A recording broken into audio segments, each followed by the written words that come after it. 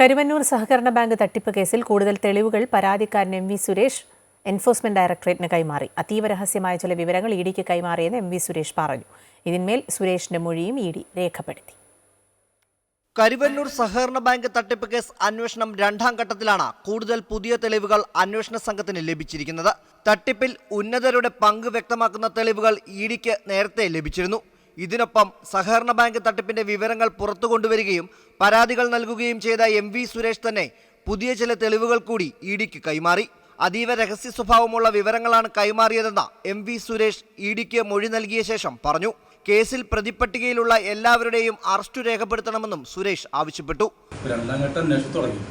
അതിനിടയ്ക്ക് ഞങ്ങൾക്ക് ലഭിച്ച അതീവ രഹസ്യമായ കുറച്ച് കാര്യങ്ങളുണ്ട്. അത് ഉദ്യോഗസ്ഥന്മാരുമായിട്ട് പങ്കുവയ്ക്കാനാണ് ഞങ്ങൾ വന്നിരിക്കുന്നത്. എന്നാൽ മറ്റു പ്രതികളെ അറസ്റ്റ് ചെയ്യാനും ഞങ്ങൾ ഉദ്യോഗസ്ഥന്മാരോട് ആവശ്യപ്പെടുന്നുണ്ട്. അത് സമൂഹത്തിൽ വിലസി കിടക്കണം. കേസിൽ നിരവധി തവണ പരാതിക്കാരനായ എം വി സുരേഷിന്റെ മൊഴി രേഖപ്പെടുത്തിയിരുന്നു.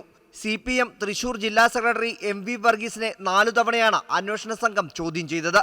കരുവന്നൂരിലെ CPMന്റെ രഹസ്യ അക്കൗണ്ടുകളുമായി ബന്ധപ്പെട്ടായിരുന്നു ചോദ്യം ചെയ്യൽ.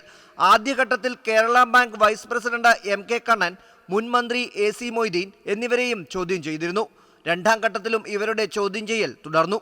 ആദ്യഘട്ട അന്വേഷണം നടത്തി ഇഡി കോടതിയിൽ നൽകിയ കുറ്റപത്രത്തിൽ 55 പേരാണ് പ്രതികളായി ഉള്ളത്. അമൃത ന്യൂസ്, കൊച്ചി.